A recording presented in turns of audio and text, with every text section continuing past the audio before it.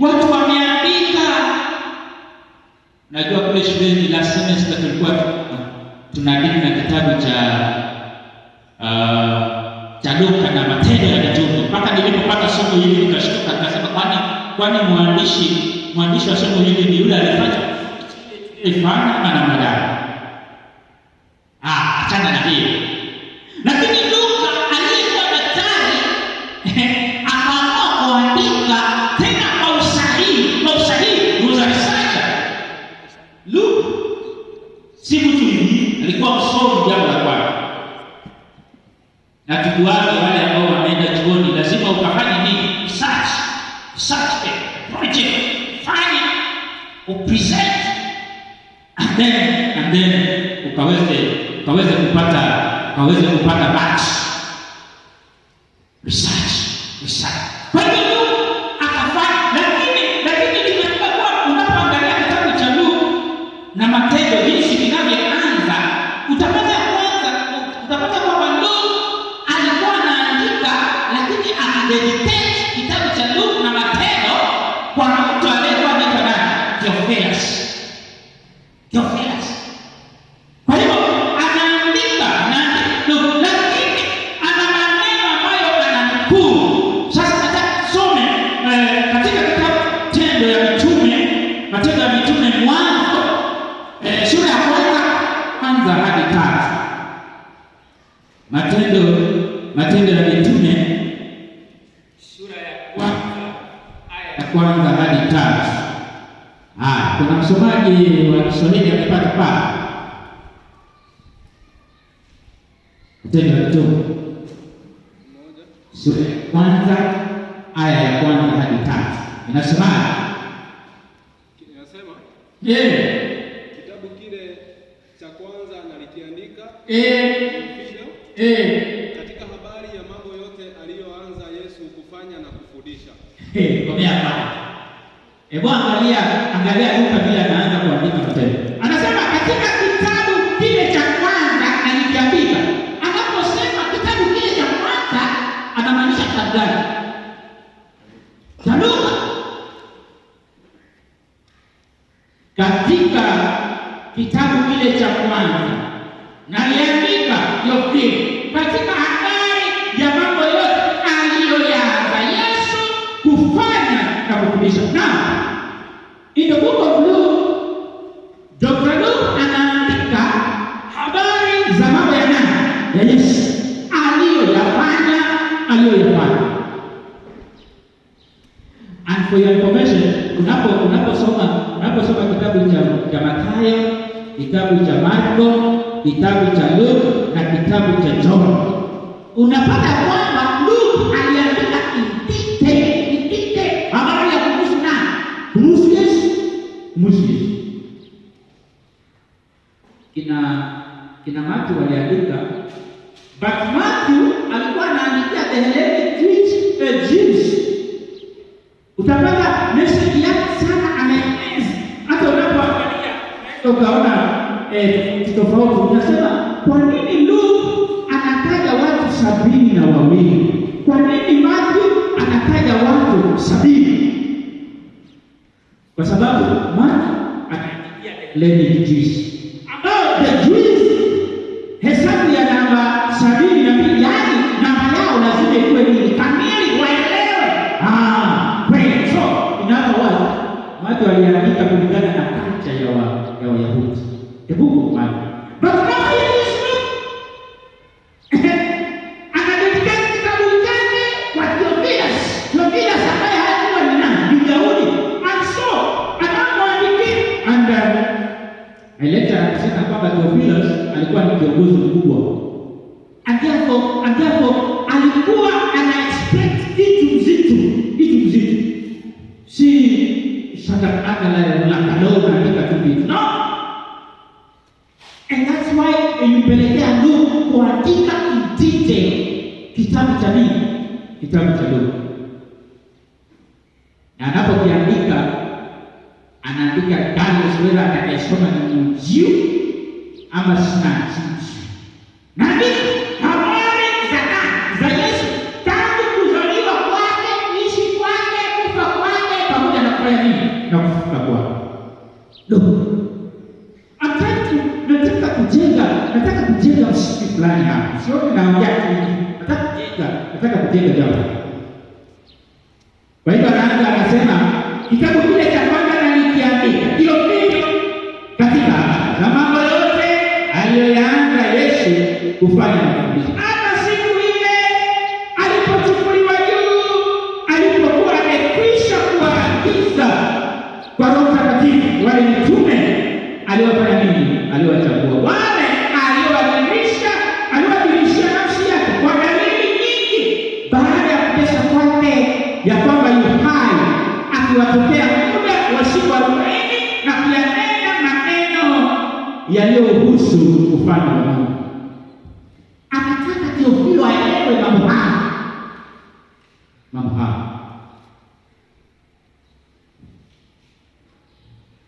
Na tunapewa kwamba katika aya hizo 3 kuna mambo matatu muhimu ambayo yanajitokeza. Jambo la kwanza, ya kwamba Yesu aliendelea kutenda na kufundisha na dunia. Katika aya ya kwanza hadi 3 ya Matendo ya Mitume sura ya kwanza inafundisha mambo matatu. Ya kwanza, Yesu aliendelea kutenda na kufundisha. Habari ya kwanza iliyoandika Theofilo ni katika mambo yote aliyoyaanza Yesu kuyatenda na kuyafundisha. So Yesu alikuwa anafanya kazi hata baada ya kufanya nini? Ya kufufuka. Anataka watu waelewe hilo, na achana na Theofilo. Hata mimi niliyoamini, wewe uliyeamini, na watu wote wanaposikia habari za Yesu waamini kwamba Kristo alikufa na akafufuka, alifanya kazi, na baada ya kufufuka kwake akaendelea na kufanya nini? Na kufanya kazi. Na si kazi nyingine ya kutangaza ufalme wa nini? Ufalme wa Mungu. Sema kwamba Yesu alifufuka. Yesu hakutoka kufanya kazi baada ya kufufuka, na huduma yake iliendelea kupitia mafundisho kwa wanafunzi wake. Nimesoma mahali pengine ya kwamba wakati Kristo alipokuwa hajafa bado, wanafunzi wake hawakumwelewa kile alichokuwa akifanya. Walidhani kwamba yeye amekuja ili akaweza kuwa nini? Mfalme ambaye ataweza kuchukua utawala kutoka kwa Warumi. Hilo ndilo lilikuwa katika mawazo ya kina nani? Ya hao wanafunzi. And so now Yesu amekufa, wamevunjika moyo, matarajio yao hayakuweza kuwa vile walikuwa wanatarajia. Kila mtu anarudi katika biashara zake. Yesu anapofufuka tena anawatokelezea, na bado anawafundisha maneno haya. Tutamalizia kanisa ingine fani sana. Huduma yake anaendeleza kupitia mafundisho kwa wanafunzi wake, angalau wafanye nini? Wakamwelewe kwamba huyu Yesu ni nani, na huyu Yesu madhumuni yake ilikuwa ni gani, na huyu Yesu.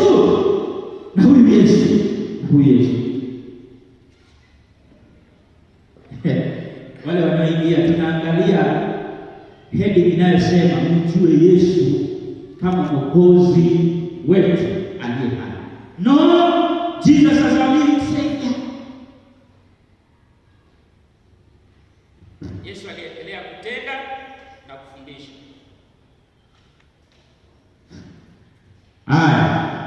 Pili, Yesu alifufuka kweli siku ya leo. Ya kwamba Yesu alifufuka kweli siku ya laana.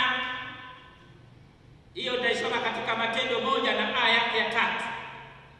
Aliwatokea baada ya kuteswa kwake kwa dalili nyingi za hakika. Luka anasisitiza ushahidi wa hakika, si hadithi. Kwa hivyo Luka kuandika kitabu cha Luka ilikuwa ni kusisitiza hata yule anayesoma ambaye simu Ebrania akaweza akajua kwamba kulikuwa mtu huyu alikufa na mtu huyu akafufuka cha ukweli, akafufuka cha ukweli, na ufufuo wa Yesu ulikuwa wa kweli na wa kihistoria. Jambo la tatu, Yesu alionekana kwa siku 40, alizungumza na wanafunzi wake mara kwa mara, aliwafundisha kuhusu ufalme wa Mungu. Yesu ni Mwokozi aliye hai, anayeonekana, anayefundisha na anayeongoza watu wake. Bwana asifiwe. Sasa katika maisha yetu kama Wakristo leo, tunapoanza mwaka huu unajua Wakristo tunakuwa pale, tunasoma, unaelewa, tunafahamu kabisa, correct. Lakini ni nini itadhihirisha ya kwamba kweli huyu Yesu yuko hai ndani yako? Ni nini itadhihirisha?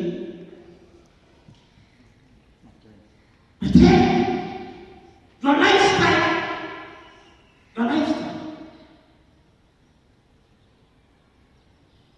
So now, unapoangalia lifestyle yako ya mwaka jana, tunapoangalia lifestyle zetu za mwaka jana na tunapoingia mwaka huu, can you say kwa kweli akili ya kwamba Kristo yu hai ndani yako? Ama kuna mahali unaona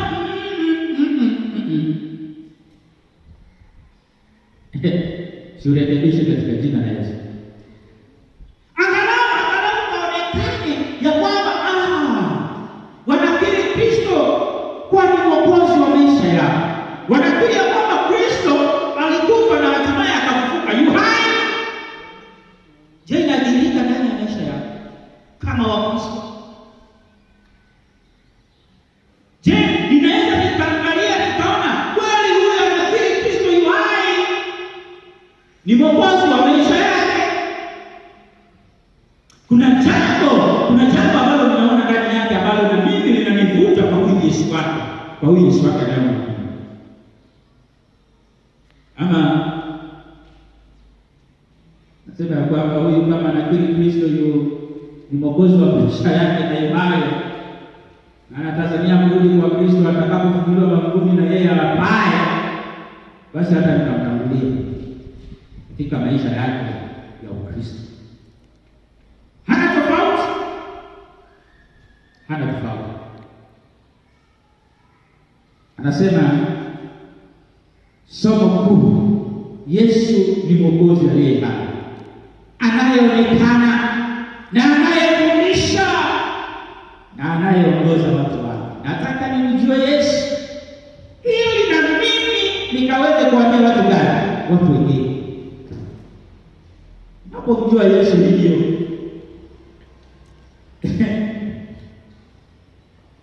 watu wanamuona Yesu ndani yake. Unapokiri Kristo ya kwamba ni Bwana na aliye hai, alifufuka kweli, unaishi hai. Jana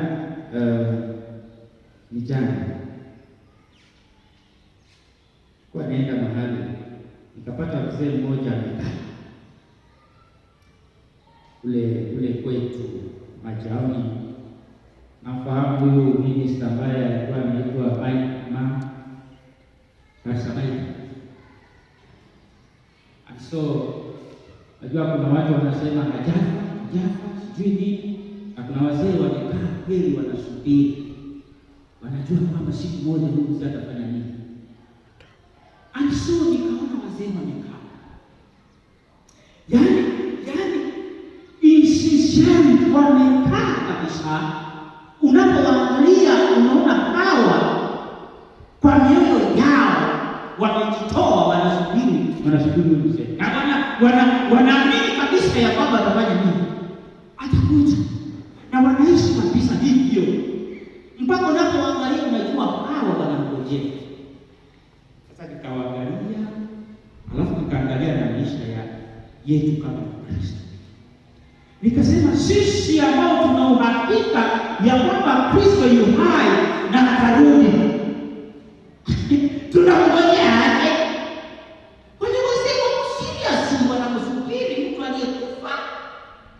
na akazikwa. Na sisi tunasubiri kurudi kwa Kristo kabisa, tunajua ya kwamba huyu Kristo atafanya nini? Anarudi. Lakini tunamsubiria aje? Tumekaa tu, hatuna taarifa.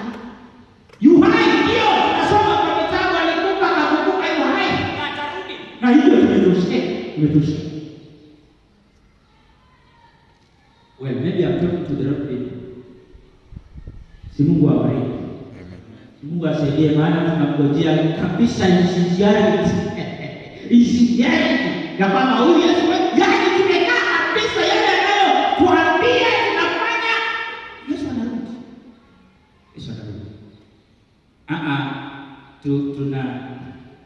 We are encouraging one another. Kama kuna kasoro fulani ndani yetu, ukafanya nini? Ukatoe.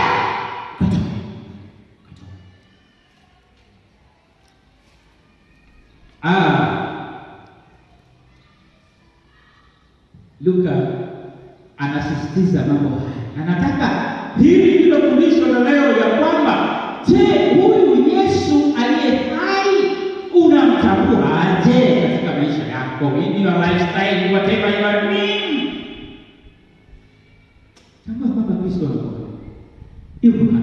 Na kama yuko hai, ina reflect katika maisha yako tunaishi kwa wengine.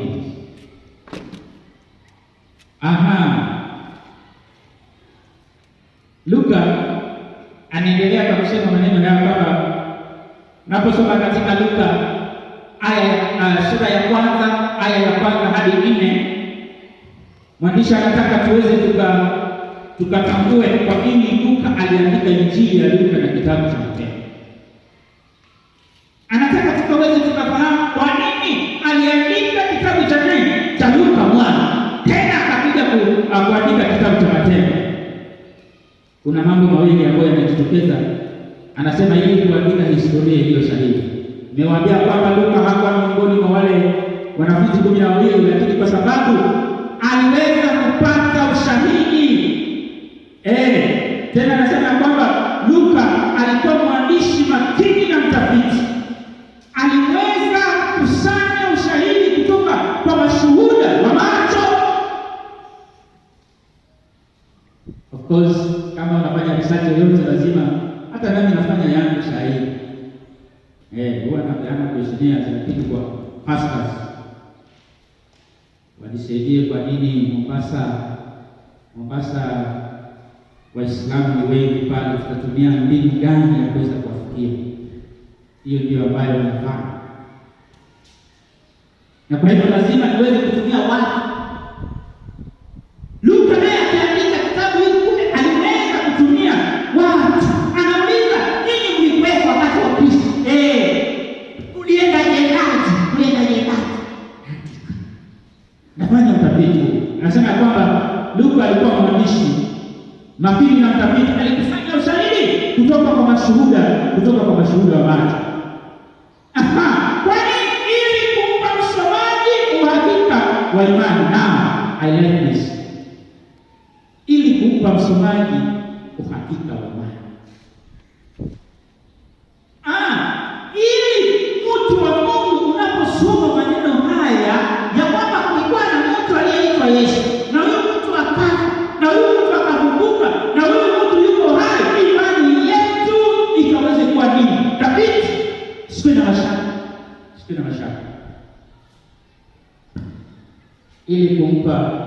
Ili kumpa msomaji uhakika wa imani. Ili upate kujua hakika ya mambo yale yaliyofundishwa. Lengo lake alikuwa burudani bali uthibitisho wa imani. Injili ya Luka inaeleza maisha ya Yesu. Matendo ya Mitume yanaeleza kazi ya Yesu aliye hai kupitia Roho Mtakatifu. Arudie. Matendo ya Mitume yanaeleza kazi ya Yesu aliye hai kupitia Roho Mtakatifu.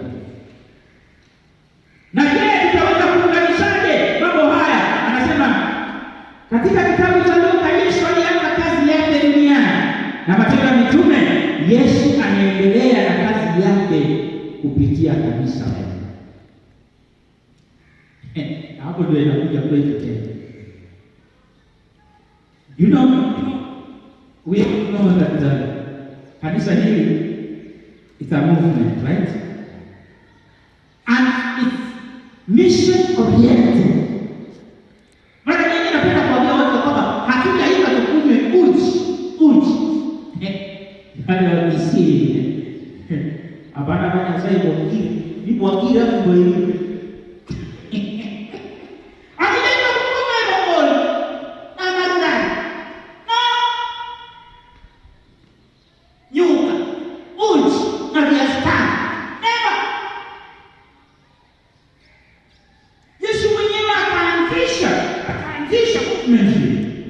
Kanisa la mitume wakafanya nini? Kupitia Roho Mtakatifu wakafanya nini? Wakaendeleza. Imefika kwetu leo. Tunaifanya aje kazi kama kanisa? Tukitambua kwamba Yesu yufanya nini? Yohana.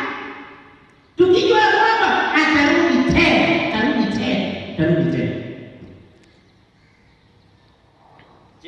Tunaongozwa na Roho Mtakatifu katika kufanya kazi. Hayo yanadhihirisha ya kwamba Yesu kweli ambaye ni imani. Kama katika lifestyle yetu watu wanapotuona wanasema kweli Kristo yuko ndani yao. Kama katika yale tunayoyafanya kwa ajili ya kueneza ujumbe huu, watu wanaona hawa kuna nguvu fulani ambayo inawasukuma ndani yao, ndipo wanafanya kazi.